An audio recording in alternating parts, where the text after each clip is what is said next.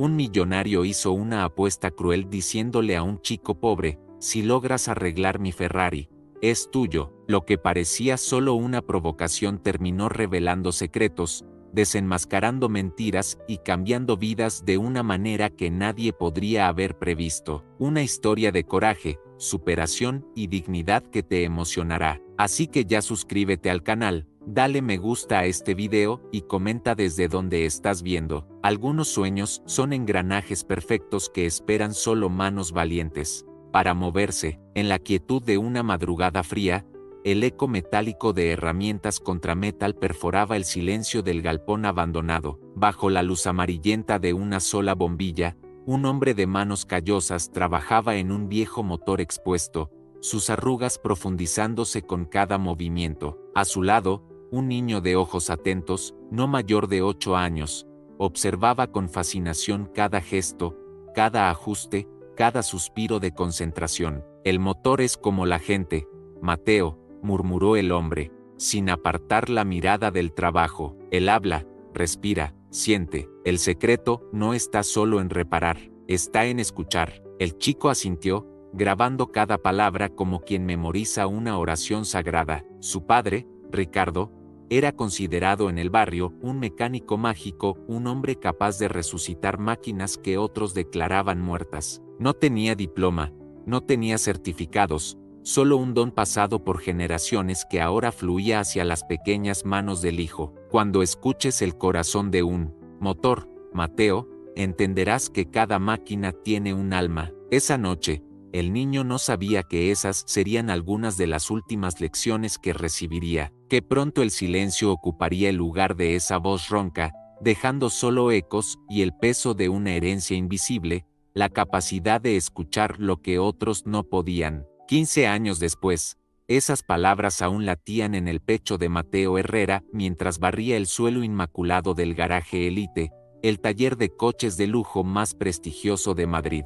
Sura, uniforme gris, desteñido de tanto uso, contrastaba con el brillo deslumbrante de los vehículos que nunca podría poseer. Era solo el ayudante, el invisible, el chico que limpiaba los rastros dejados por los verdaderos mecánicos. Lo que nadie allí sabía era que cada vez que un motor se encendía, Mateo lo escuchaba como una música compleja. Cada desafino, cada nota falsa, cada vacilación en el rugido metálico le contaba historias que los diplomas enmarcados en las paredes no conseguían descifrar.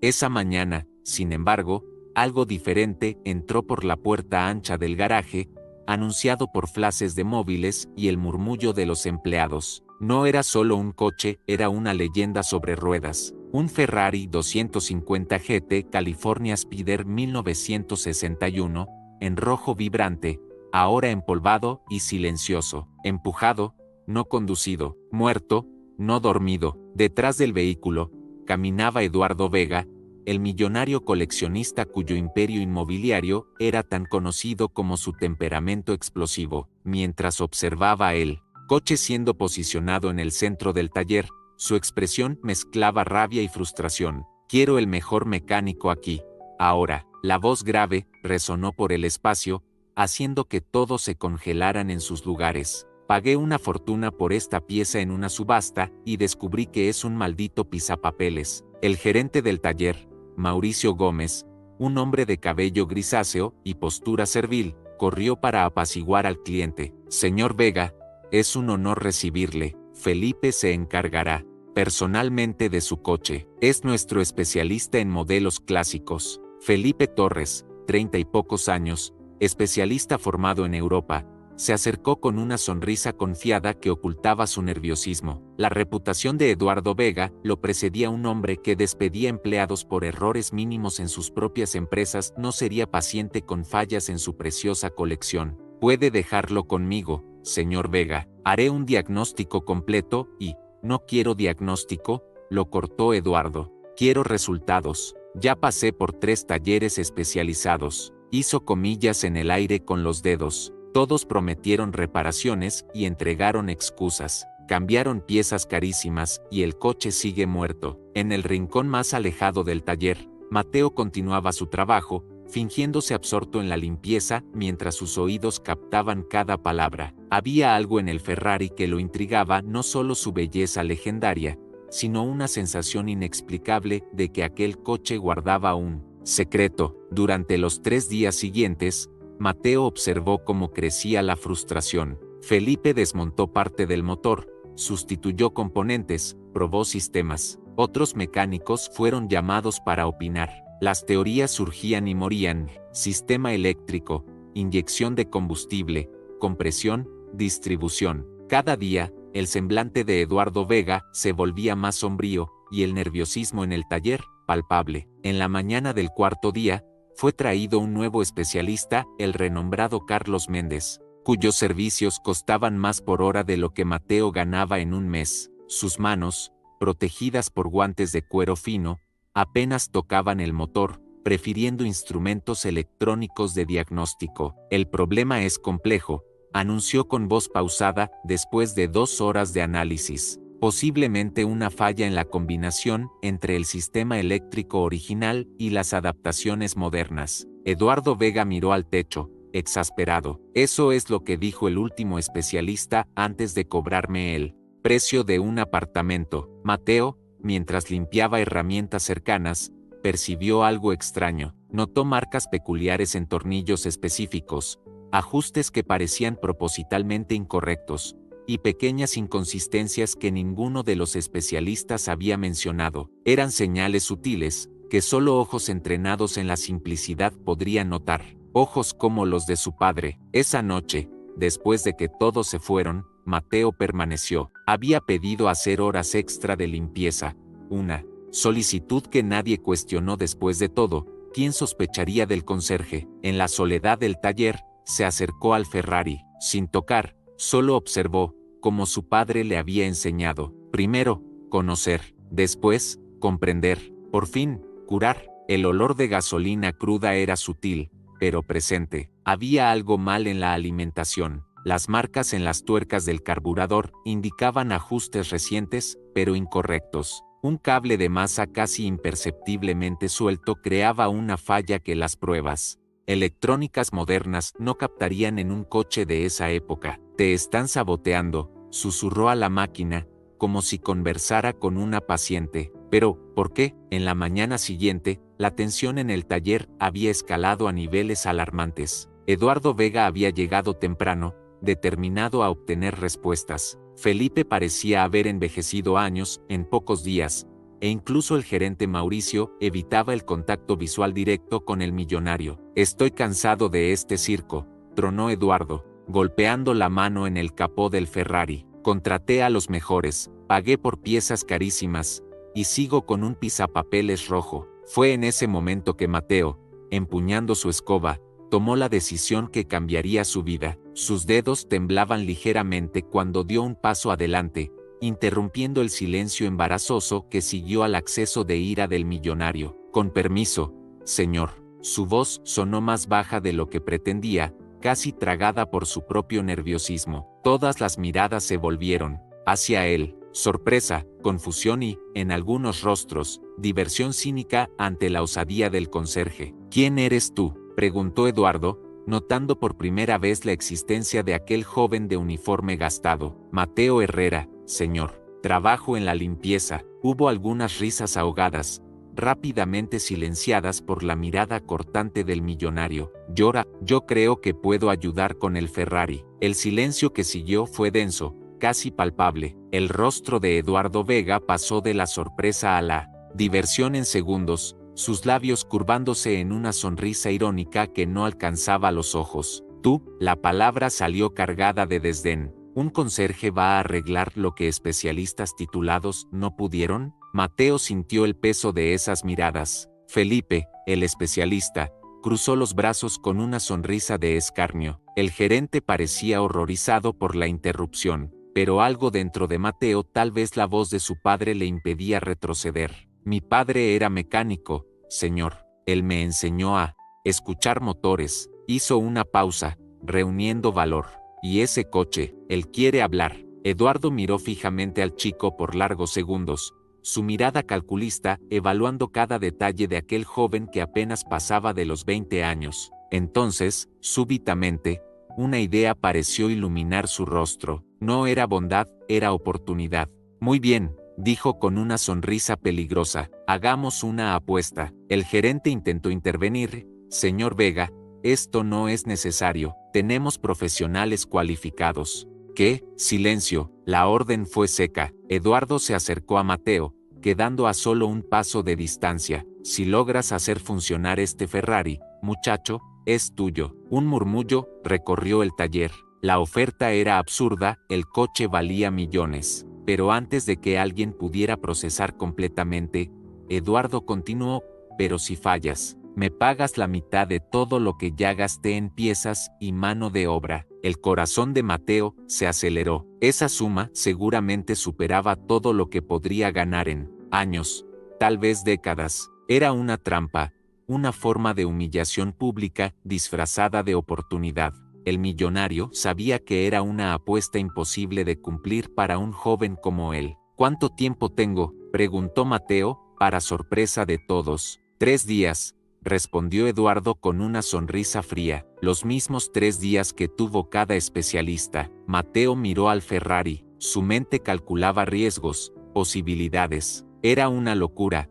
Era suicidio financiero. Pero su instinto, ese mismo instinto que su padre había cultivado, le decía que había algo mal en toda esa historia, algo más allá de un simple defecto mecánico. Acepto. Las palabras salieron de su boca antes de que pudiera repensarlas. Eduardo Vega extendió la mano, que Mateo estrechó, sellando un pacto que parecía destinado a la tragedia. Empezamos ahora. Mauricio, prepara un contrato. Quiero todo documentado. Mientras el gerente salía apresuradamente, Eduardo se dirigió a los mecánicos presentes. Nadie ayuda al chico. Él quiso la oportunidad, lo hará solo. Mateo sintió el peso de la decisión asentarse en sus hombros mientras veía la sonrisa de escarnio en el rostro de los colegas. Felipe, particularmente, parecía satisfecho con el espectáculo que se anunciaba. Solo una persona, Antonio, el guardia de seguridad más viejo de la empresa, le lanzó una mirada de preocupación genuina. El primer día fue dedicado a la observación.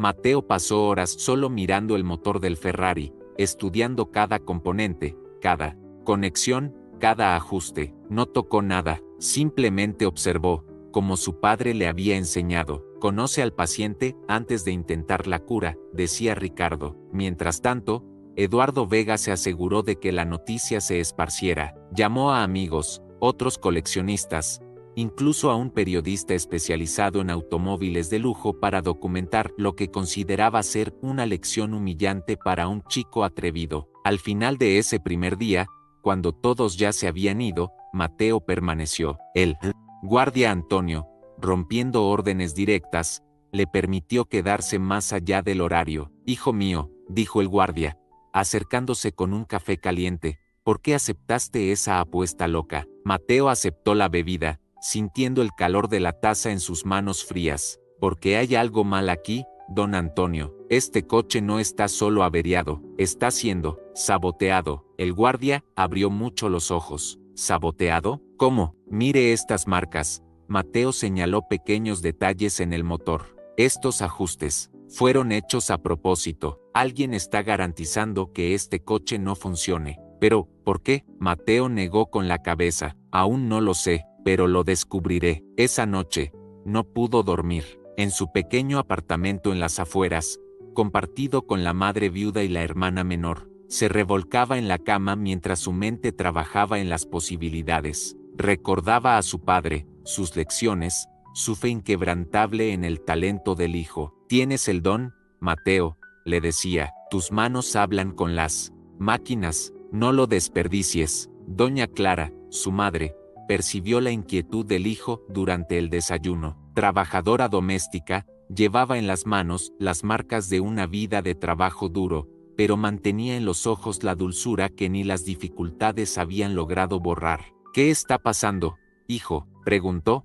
poniendo otra taza de café fuerte delante de él. Mateo vaciló, pero entonces contó todo: el Ferrari, la apuesta, la intuición de sabotaje. Al terminar, esperaba ver preocupación en el rostro de la madre. En lugar de eso, vio una sonrisa calmada. Tu padre decía que naciste con las manos bendecidas, dijo, tomando las manos del hijo entre las suyas. Él murió creyendo que harías cosas grandes con ese don. Confía en tus manos, Mateo, confía en lo que tu padre te enseñó. En el segundo día, Mateo comenzó el trabajo práctico. Con metodología y calma, inició por los puntos que había identificado como saboteados. Primero, el cable de masa flojo, una falla sutil que causaría comportamiento errático en todo el sistema eléctrico. Después, las mangueras de vacío con microfisuras, tan pequeñas que necesitaban ojos muy entrenados para ser percibidas. Eduardo Vega apareció a media tarde,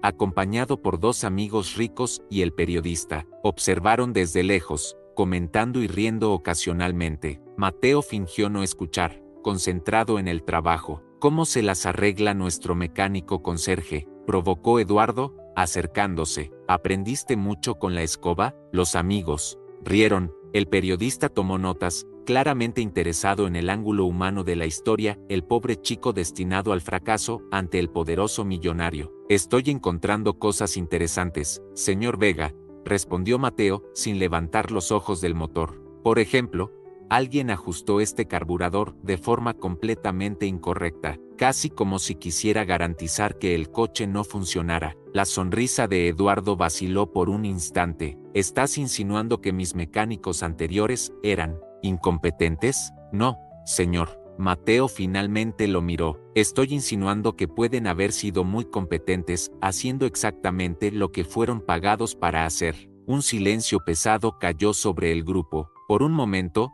algo parecido a la ira atravesó el rostro del millonario, pronto sustituido por una sonrisa forzada. Veo que además de mecánico improvisado, también tienes imaginación fértil. Tienes hasta pasado mañana para probar tu punto o pagar tu deuda. Al final de ese segundo día, Mateo había corregido la regulación absurda del carburador y sustituido las mangueras dañadas. Sus sospechas se confirmaban. Las piezas nuevas que habían sido instaladas estaban perfectas, pero habían sido deliberadamente mal ajustadas o saboteadas después de la instalación. El problema no era mecánico, era humano. Cuando estaba a punto de irse, Felipe apareció en el taller, sorprendiéndolo. El especialista miró el trabajo de Mateo con desprecio mal disimulado. ¿Sabes lo que estás haciendo, muchacho?, preguntó con falsa preocupación. Creo que sí, respondió Mateo, cauteloso. Encontré varios problemas que no deberían estar aquí. Felipe se encogió de hombros. Los coches antiguos son complejos. A veces, el problema está donde menos lo esperamos. Había algo en el tono de voz del hombre que puso a Mateo en alerta. ¿Una advertencia velada,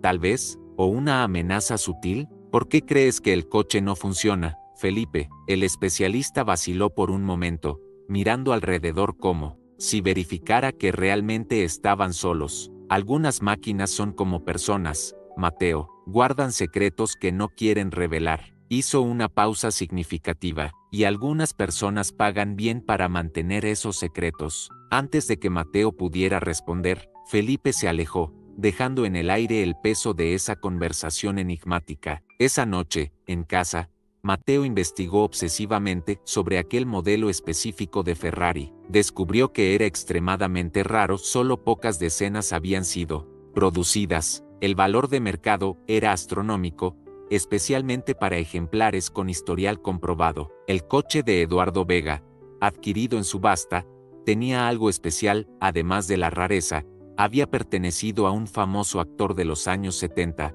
aumentando su valor como artículo de coleccionista. Mientras navegaba por foros especializados, un comentario llamó su atención. Alguien mencionaba un rumor sobre un Ferrari de ese modelo específico que había desaparecido tras un escándalo involucrando documentos falsificados. La coincidencia era demasiado grande para ignorarla. En el tercer y último día, Mateo llegó al taller antes que todos. Tenía un plan, una teoría, y necesitaba confirmarla antes de que comenzara el circo armado por Eduardo Vega. Buscó en los rincones más ocultos del coche, en lugares que solo ojos muy entrenados conocerían, y encontró un pequeño número de serie secundario, casi invisible, diferente del que estaba registrado en los documentos. Su sospecha se confirmaba. Ese no era solo un coche valioso, era un coche con una historia secreta, posiblemente un fraude sofisticado que valía millones en juego. Al mediodía, el garaje estaba lleno. Eduardo Vega había transformado el evento en un espectáculo. Había traído más amigos. El periodista estaba acompañado de un fotógrafo, e incluso algunos empleados de sus empresas vinieron a ver. La atmósfera era de un circo romano, todos esperando el fracaso del gladiador improbable. Mateo trataba de concentrarse, pero sentía el peso de esas miradas. Su teléfono vibró un mensaje de su madre: confía en tus manos. Tu padre está contigo. Esas palabras simples trajeron lágrimas a sus ojos, que rápidamente secó antes de que alguien lo notara. Respiró profundo y continuó los ajustes finales. Eduardo se acercó, impecable en su traje italiano, el reloj de lujo brillando en la muñeca. Tu tiempo se está acabando, muchacho, anunció con satisfacción mal disimulada. Espero el rugido de ese Ferrari o el sonido de tu llanto cuando te des cuenta de la deuda que acabas de asumir. Risas educadas resonaron por el ambiente. Mateo permaneció en silencio, terminando de ajustar el último componente. Estoy listo, dijo finalmente, irguiéndose y limpiando las manos sucias de grasa en un trapo. Un murmullo de expectación recorrió la multitud. Todos se acercaron, móviles listos para registrar el momento. Mateo, sin embargo, no se movió inmediatamente hacia el coche. En lugar de eso, miró fijamente a Eduardo Vega. Antes de encender el motor, señor Vega, me gustaría decir algo. El millonario hizo un gesto impaciente. Adelante, tenemos un espectáculo que concluir. Mateo miró alrededor, a los rostros ansiosos, algunos esperando su fracaso, otros principalmente los empleados más humildes animándolo silenciosamente. Este Ferrari no estaba averiado, comenzó, su voz más firme de lo que jamás había sido. Estaba saboteado. Murmullos de sorpresa e incredulidad. Eduardo frunció el ceño. ¿Qué estás diciendo? Encontré ajustes deliberadamente incorrectos, conexiones propositalmente flojas, regulaciones alteradas para causar fallas. Este coche fue meticulosamente preparado para no funcionar, sin importar cuántas piezas fueran cambiadas. El rostro de Felipe, el especialista, palideció ligeramente. Mauricio, el gerente, comenzó a sudar. ¿Y sabe por qué, señor Vega?, continuó Mateo. Porque este coche guarda un secreto que alguien no quiere que sea descubierto. La expresión de Eduardo se endureció. ¿Qué tipo de acusación es esa? El número de serie oculto en el chasis no corresponde a los documentos. Este coche tiene una historia diferente de la que consta en el registro. Alguien fraudó su procedencia para aumentar artificialmente su valor. Un silencio pesado cayó sobre el garaje. El periodista comenzó a tomar notas frenéticamente. Eduardo Vega parecía estupefacto, alternando la mirada entre Mateo y Felipe, que ahora parecía a punto de huir. Esa es una acusación seria, dijo Eduardo finalmente, su voz peligrosamente baja. ¿Puedes probarlo? Puedo mostrar el número verdadero. Está oculto bajo el panel de acceso del lado del conductor. En cuanto al resto, Mateo se encogió de hombros. El coche hablará por sí mismo. Se acercó al vehículo, sintiendo el peso de ese momento. Abrió la puerta y se deslizó hacia el asiento de cuero. El interior era un templo al lujo automovilístico de otra era. Por un instante, se permitió imaginar que aquel coche realmente podría ser suyo, como prometido en la apuesta. Pero sabía que no se trataba de eso, nunca se había tratado de eso. El motor es como la gente, papá, susurró para sí mismo. Solo necesita ser escuchado. Insertó la llave en el encendido. Cerró los ojos por un segundo, haciendo una breve oración silenciosa. Entonces, giró. El motor tosió una vez, 2 veces. Después, como un animal dormido despertando, comenzó a ronronear. Un sonido profundo, vibrante, que creció hasta transformarse en un rugido poderoso que resonó por el garaje como un trueno metálico. El silencio de la audiencia fue roto por exclamaciones de asombro. Algunos aplaudieron espontáneamente. El rostro de Eduardo Vega era una máscara compleja de emociones: sorpresa, incredulidad, por fin, una ira fría dirigida no a Mateo, sino a Felipe y Mauricio, que ahora trataban discretamente de alejarse. Mateo salió del coche, dejando el motor en ralentí, su ronroneo constante como música de fondo para el drama que se desarrollaba. Se acercó a Eduardo, esforzándose por mantener la compostura a pesar del corazón acelerado. Ahí está, señor Vega, el Ferrari funciona. Eduardo lo miró fijamente por un largo momento, entonces asintió lentamente. Sí, funciona. Se dirigió al periodista, que continuaba documentando todo. Toda una historia, ¿no? El conserje que arregló lo que los especialistas no pudieron. Entonces, para sorpresa de todos, extendió la mano a Mateo. Un hombre de palabra cumple sus promesas, por improbable que sea el resultado. El coche es tuyo. Un murmullo incrédulo recorrió la multitud. Mateo sintió las piernas flaquear, incapaz de creer lo que oía. Estrechó la mano del millonario automáticamente, aún procesando el significado de todo aquello. Eduardo, sin embargo, no había terminado. Se acercó más y susurró, solo para que Mateo oyera: pero esta historia no termina aquí, muchacho. Quiero saber exactamente quién estaba detrás de ese sabotaje y ese fraude. Y tú me vas a ayudar. Antes de que Mateo pudiera responder, Eduardo se alejó, asumiendo nuevamente su persona pública. Se dirigió a los presentes, alzando la voz: señoras y señores, acaban de presenciar algo extraordinario, un talento bruto, descubierto en los rincones más improbables. Este joven no solo ganó un coche, hoy ganó mi respeto. Los flashes de las cámaras dispararon, capturando el momento en que Eduardo Vega, el implacable magnate, ponía simbólicamente las llaves del Ferrari en las manos temblorosas de Mateo Herrera, el ex conserje. Pero mientras sonreía para las fotos, Mateo sentía un frío en la espina dorsal. Había resuelto un misterio solo para involucrarse en algo mayor y potencialmente más peligroso. El Ferrari rugía suavemente al fondo, como si tratara de alertarlo sobre los desafíos que vendrían. Si esta historia ya te está tocando, aprovecha para suscribirte ahora al canal. Aquí siempre hay historias emocionantes e inspiradoras que muestran cómo la vida puede cambiar en un instante. Esa noche, incapaz de dormir, Mateo contemplaba las llaves del Ferrari sobre la mesa simple de su casa. Su madre, después de un momento inicial de incredulidad, ahora estaba preocupada. Hijo, esto es mucho más grande que nosotros, dijo, sentándose a su lado. Un coche de esos cuesta más que esta casa multiplicada por 100. Y esa historia de fraude, te estás metiendo con gente poderosa. Mateo asintió,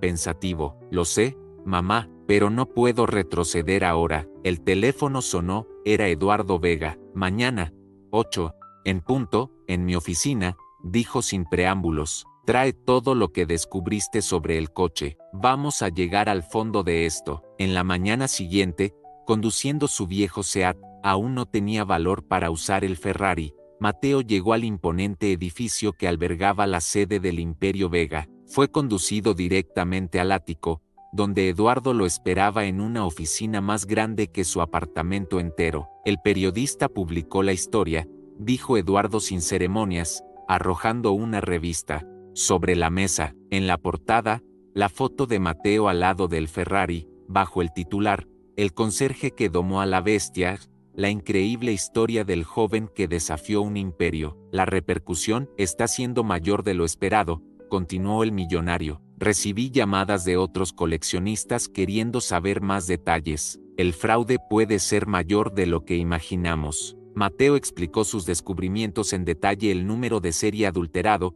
las señales de documentación falsificada, el sabotaje sistemático para ocultar la verdad. Estoy casi seguro de que Felipe y Mauricio están involucrados, concluyó. La pregunta es, ¿quién más forma parte de esto? ¿Y por qué? Eduardo entrelazó los dedos, pensativo. Estamos lidiando con una red sofisticada de fraude en el mercado de coches de lujo. Alguien está falsificando historiales, creando procedencias falsas para aumentar el valor. Y cuando alguien sospecha, garantizan que el coche nunca funcione bien para ocultar las evidencias. ¿Irá a la policía? Eduardo sonrió, una sonrisa que no alcanzaba los ojos. Eventualmente, pero primero, vamos a desmantelar esta operación desde adentro. Y tú, Mateo, me vas a ayudar. ¿Yo? ¿Cómo? Eres la sensación del momento, el genio desconocido que arregló lo imposible. Estoy seguro de que los estafadores están en pánico ahora, tratando de entender cómo descubriste. Vamos a usar eso a nuestro favor. El plan era audaz. Mateo se convertiría en una especie de consultor de Eduardo, examinando otros coches de colección con historias sospechosas. En realidad, estarían rastreando la red de fraude, recolectando evidencias e identificando a los responsables. Es peligroso, advirtió Eduardo. Estas personas mueven millones. No vacilarán en proteger su esquema. Mateo pensó en rechazar. Pensó en la madre, en la hermana, en la vida simple y segura que llevaba hasta entonces. Pero entonces recordó a su padre, sus lecciones, su sueño de ver al hijo reconocido por su talento. Estoy dentro, dijo finalmente, pero con una condición. ¿Cuál? Eduardo levantó una ceja, sorprendido por la osadía. Cuando todo esto termine, quiero abrir mi propio taller, una escuela para jóvenes talentos sin oportunidades, y quiero su apoyo para eso. El millonario lo miró largamente, después una sonrisa genuina, tal vez la primera, surgió en su rostro. Hecho, pero primero, necesitamos sobrevivir a esta cacería, completó Eduardo, extendiendo la mano para sellar el acuerdo. En las semanas siguientes, Mateo vivió una transformación vertiginosa. De conserje invisible a especialista celebrado, su nombre comenzó a circular en los exclusivos círculos de coleccionistas de coches clásicos. Eduardo Vega lo presentaba como su consultor especial, un genio autodidacta que podía escuchar lo que los motores decían. El Ferrari, ahora legalmente suyo, permanecía guardado en un garaje seguro. Mateo aún no se sentía cómodo conduciendo una máquina que valía más que todo lo que su familia jamás había poseído. Además, el coche se había convertido en un símbolo, un cebo para atraer a los estafadores más cerca. La primera pista surgió inesperadamente, cuando un conocido de Eduardo, otro coleccionista llamado Rodrigo Maya, solicitó una consulta especial para su recién adquirido Lamborghini Miura. Pagué una fortuna, pero algo no me parece correcto, confió a Eduardo durante un evento benéfico. Me gustaría que tu joven prodigio le echara un vistazo. Mateo examinó el vehículo con su método meticuloso, escuchando cada matiz del motor, cada vibración. Pronto encontró señales familiares, pequeñas adulteraciones, ajustes incorrectos deliberados, y lo más revelador, un número de serie que no correspondía completamente a la documentación. Es el mismo patrón, confirmó a Eduardo después. La misma técnica, probablemente las mismas personas. Eduardo asintió, sumando piezas del rompecabezas. Rodrigo compró de un revendedor en Barcelona, que a su vez adquirió en una subasta en Europa. La cadena es compleja, difícil de rastrear. Mateo tenía una teoría diferente. No es el vendedor inicial lo que importa, es quien certifica la autenticidad, quien proporciona la documentación histórica, las piezas originales. Una investigación discreta reveló que tanto el Ferrari de Eduardo como el Lamborghini de Rodrigo habían pasado por el mismo especialista en certificación, un respetado historiador automotriz llamado Víctor Lambert, cuya firma en un documento de procedencia aumentaba instantáneamente el valor de cualquier coche clásico. Necesitamos acercarnos a ese Lambert, decidió Eduardo, y tú, Mateo, serás nuestra puerta de entrada. El plan era arriesgado, pero elegante en su simplicidad. Mateo sería presentado como un prodigio que deseaba aprender del maestro. Su fama reciente abriría puertas, y su aparente ingenuidad no despertaría sospechas. La residencia de Víctor Lambert era impresionante, una hacienda colonial restaurada, con establos, convertidos en garajes climatizados para albergar su vasta colección. Al llegar, Mateo fue recibido por un mayordomo que lo condujo a través de alamedas bordeadas por árboles centenarios hasta la casa principal. El evento reunía a unas 30 personas, predominantemente hombres de mediana edad o mayores, todos con la postura confiada de quienes están acostumbrados al poder y la riqueza. Mateo, a los 25 años, era fácilmente el más joven presente. Reconoció algunos rostros de revistas y periódicos industriales, políticos, celebridades. Lambert lo presentó como el extraordinario joven que resucitó el Ferrari imposible. Mateo sintió miradas evaluativas,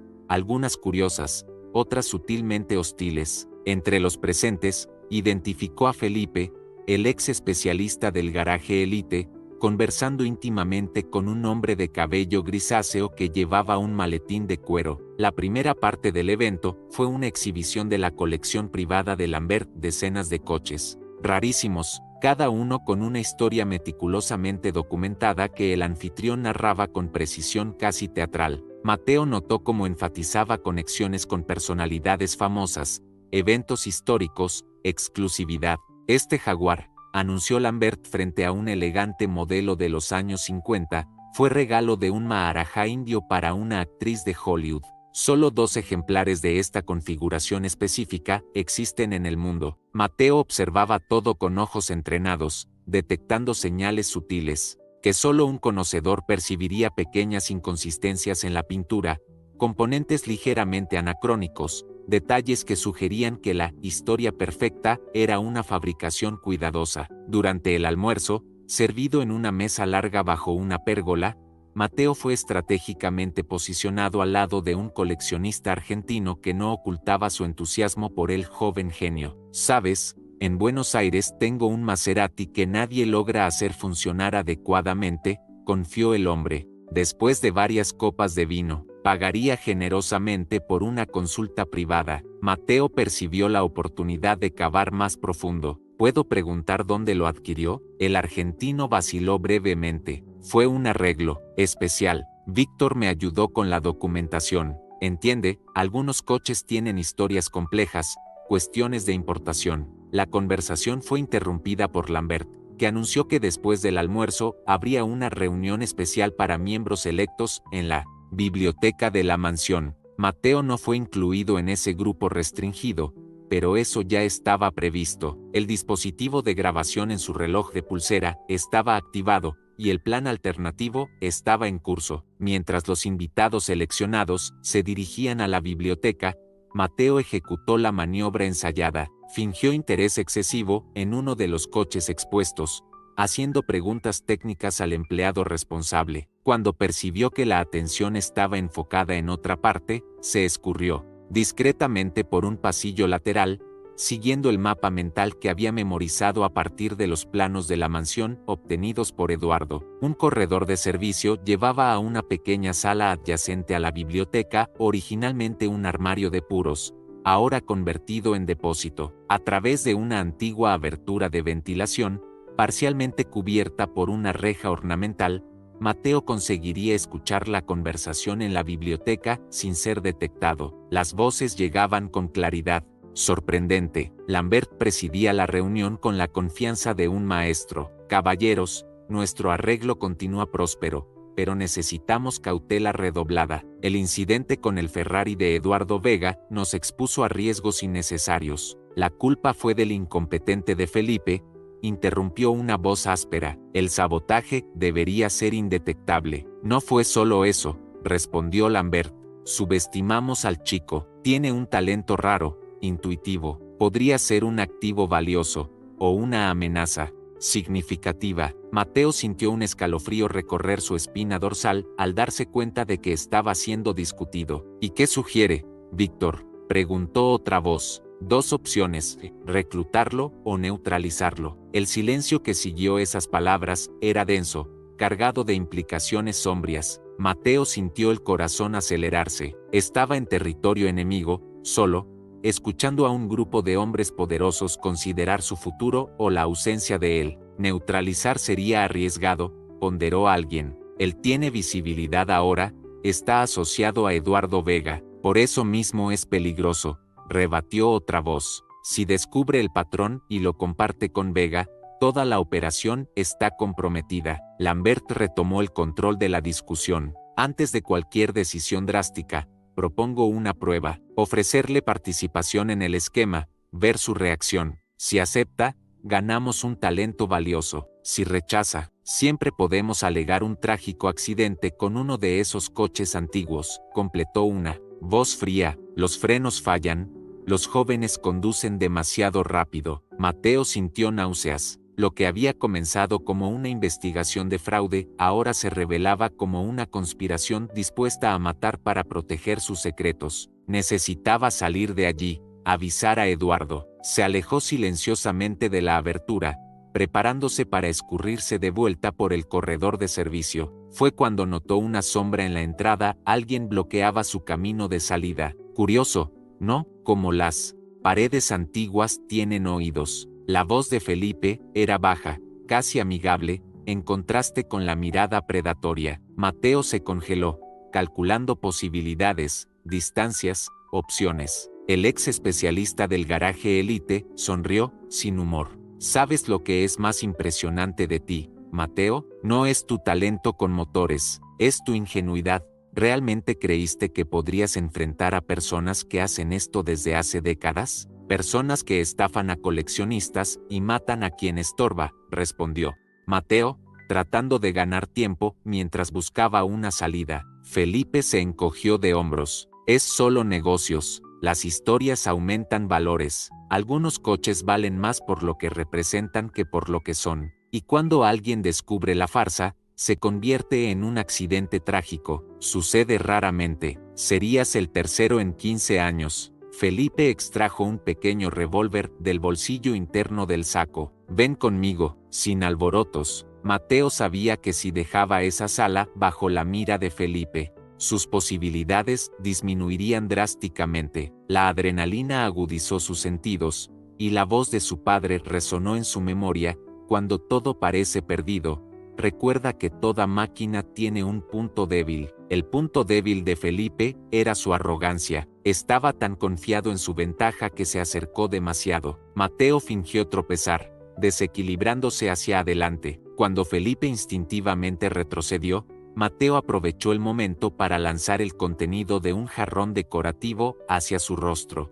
La distracción fue suficiente para que avanzara, acertando un golpe en el antebrazo armado. El arma se disparó, la bala perdiéndose en la pared mientras los dos hombres luchaban por el control. Mateo no era luchador, pero las semanas de entrenamiento con el ex policía y una vida de trabajo pesado le dieron ventaja física sobre el especialista de vida cómoda. Logró inmovilizar a Felipe contra la pared, golpeando su mano contra la superficie hasta que el arma cayó. Un segundo golpe, esta vez en la sien, dejó al hombre aturdido lo suficiente para que Mateo pudiera escapar. El disparo, sin embargo, había alertado a la casa. Voces alarmadas resonaban en los pasillos, guardias corrían en su dirección. Mateo se lanzó por el camino que había memorizado, buscando una ruta alternativa de escape. El patio trasero, donde algunos coches estaban estacionados, ofrecía su mejor oportunidad. Sin tiempo para elegir,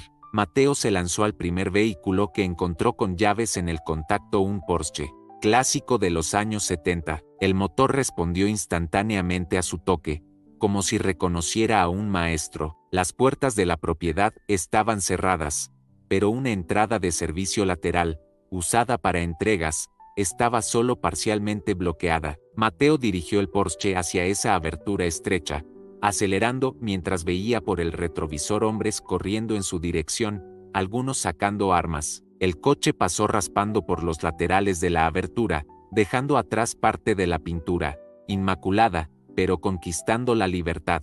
En la carretera rural, Mateo presionó el acelerador al máximo, utilizando toda la potencia del motor alemán para distanciarse del peligro. Cuando juzgó estar seguro, se detuvo en una gasolinera abandonada y usó el móvil que había mantenido oculto en una costura falsa de su saco, un truco enseñado por el ex policía. La llamada a Eduardo fue breve y objetiva. Confirmado, es una organización criminal. Lambert es el líder. Trataron de matarme. Estoy huyendo. ¿Dónde estás? La voz de Eduardo estaba tensa. Mateo dio las coordenadas aproximadas. Quédate donde estás. Estoy enviando a alguien de confianza. No confíes en nadie más. 40 minutos después, que parecieron una eternidad, un sub discreto se acercó. Del vehículo salió un hombre de apariencia común que Mateo reconoció como parte del equipo de seguridad privada de Eduardo. Tenemos que movernos rápido, dijo el hombre, identificándose solo como Silva. Lambert tiene conexiones en todas partes: policías, políticos, Jueces. En el camino al escondite preparado por Eduardo, Mateo se enteró de que el plan de contingencia ya estaba en marcha. Las grabaciones hechas por su reloj habían sido transmitidas en tiempo real a un equipo de seguridad digital. Eduardo estaba movilizando recursos legales y mediáticos para un ataque coordinado contra la organización. El jefe nunca te pondría allí sin protección,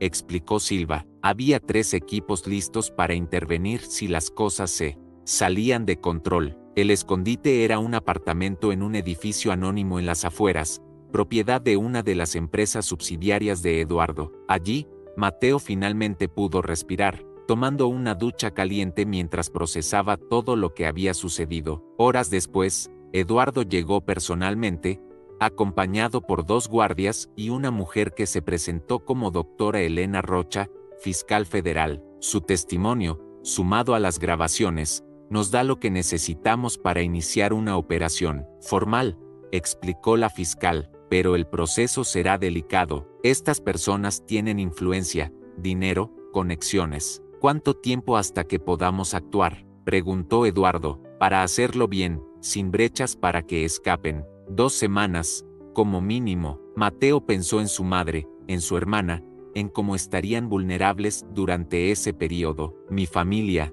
ya están seguras, garantizó Eduardo. Envié un equipo tan pronto como confirmaste la conspiración. Están en una propiedad mía en la costa, bien protegidas. La operación se desarrolló como una partida de ajedrez compleja, mientras las autoridades reunían evidencias y preparaban órdenes.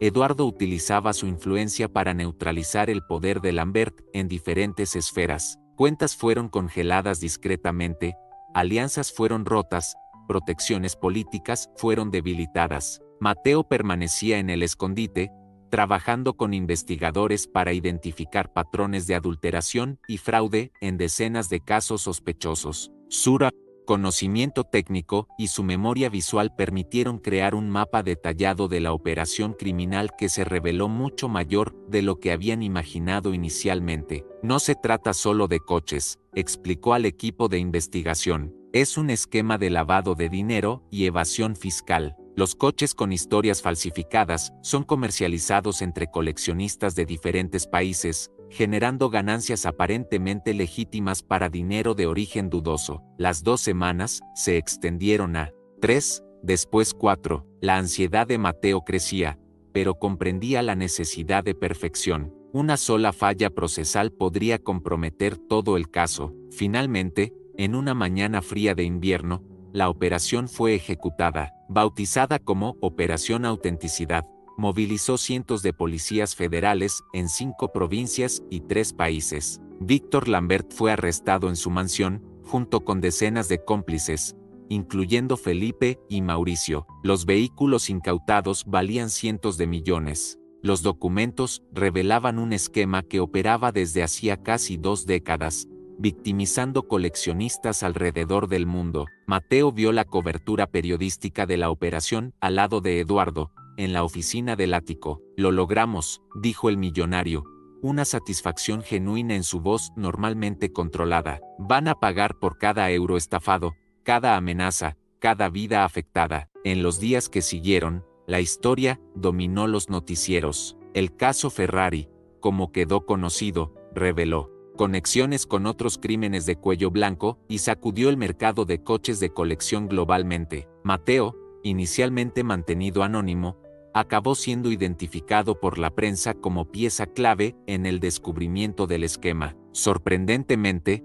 esto amplificó su fama. El joven que ya era conocido por su talento excepcional, ahora era celebrado como un héroe que había desmantelado una organización criminal usando solo su intuición y coraje. 3 meses después de los arrestos, cuando el polvo comenzó a asentarse, Eduardo invitó a Mateo a un almuerzo en su oficina. ¿Recuerdas la condición que impusiste para ayudarme?, preguntó el millonario. Mateo asintió. Parecía haber pasado una eternidad desde esa conversación. Quiero abrir mi propio taller, una escuela para jóvenes talentos sin oportunidades. Eduardo sonrió, empujando una carpeta sobre la mesa. Está hecho. Compré un galpón industrial desactivado en tu barrio. Estructura sólida, espacio amplio, Ubicación accesible para los jóvenes de la comunidad. Los documentos están a tu nombre. Mateo abrió la carpeta con manos temblorosas, encontrando planos arquitectónicos, documentos de propiedad, proyecciones financieras para 5 años. Esto es demasiado, balbuceó, emocionado. Considéralo una inversión. 15% de las ganancias para mí en los primeros 10 años, después, la operación es completamente tuya. Justo, Mateo sabía que Eduardo no necesitaba ese 15%, era solo su forma de mantener intacto el orgullo del joven, dando la apariencia de un negocio, no de caridad. Más que justo, respondió, extendiendo la mano. ¿Socios? Socios. La Escuela de Mecánica Ricardo Herrera, bautizada en homenaje al padre de Mateo, abrió sus puertas 6 meses después. La inauguración fue un evento que mezcló dos mundos, celebridades y millonarios llegando en coches de lujo, lado a lado con familias humildes del barrio, unidas por la admiración al joven que nunca olvidó sus orígenes. El Ferrari que había iniciado todo estaba expuesto en el centro del salón principal, completamente restaurado, un símbolo de lo que era posible cuando el talento encontraba oportunidad. A su lado, una foto enmarcada mostraba a Ricardo Herrera en su pequeño taller improvisado, sonriendo mientras enseñaba a un Mateo niño a usar una llave inglesa. Debajo de la foto, una placa de bronce exhibía la frase que se convertiría en el lema de la escuela: el motor es como la gente, solo necesita ser escuchado. En la ceremonia de inauguración, Mateo se quedó al lado de la madre y la hermana mientras hablaba a la multitud reunida. Su voz, antes tímida, ahora llevaba la confianza de quien encontró su verdadero propósito. Mi padre me enseñó que el verdadero talento no está en las herramientas caras o los diplomas enmarcados. Está en las manos que respetan cada máquina, cada motor, cada desafío. Esta escuela no formará solo mecánicos, formará personas que saben escuchar, que ven valor donde otros ven solo problemas. La primera promoción contaba con 20 jóvenes, seleccionados no por notas o recursos, sino por pasión y potencial. Muchos venían de situaciones similares a la que Mateo había vivido, talentos brutos que solo necesitaban una oportunidad. Entre los instructores, además del propio Mateo, estaban mecánicos experimentados, ingenieros e incluso Antonio, el ex guardia del garaje Elite que había sido el único en creer en él desde el principio. Cada 6 meses, nuevos alumnos eran admitidos. La reputación de la escuela creció rápidamente, y pronto grandes empresas automovilísticas pasaron a reclutar a sus graduados. Algunas incluso establecieron programas de becas y prácticas exclusivos. Eduardo Vega, contrariando su propia previsión,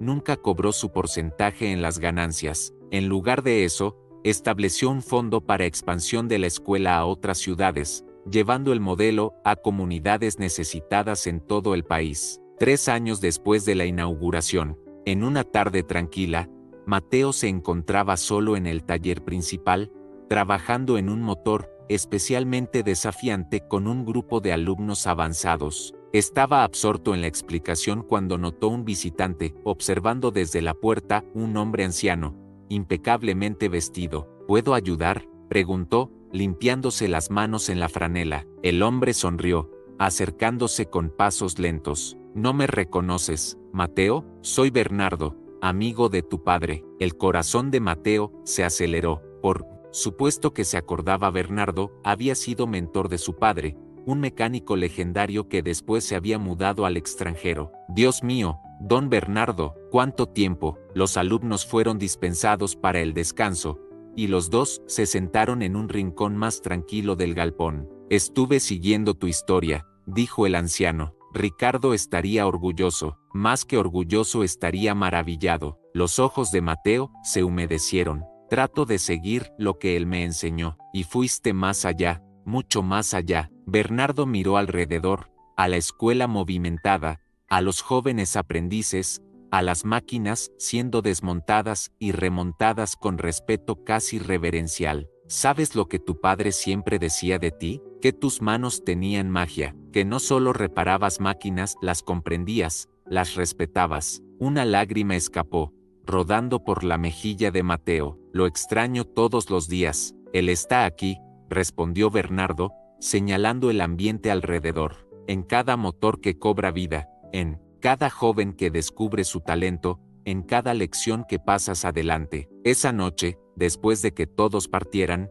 Mateo permaneció solo en el taller. Caminó hasta el Ferrari que había cambiado su vida, deslizando los dedos por el capó reluciente. Entró en el coche, sintiendo el cuero suave del asiento, el volante pulido bajo sus palmas. Giró la llave, y el motor respondió instantáneamente con su rugido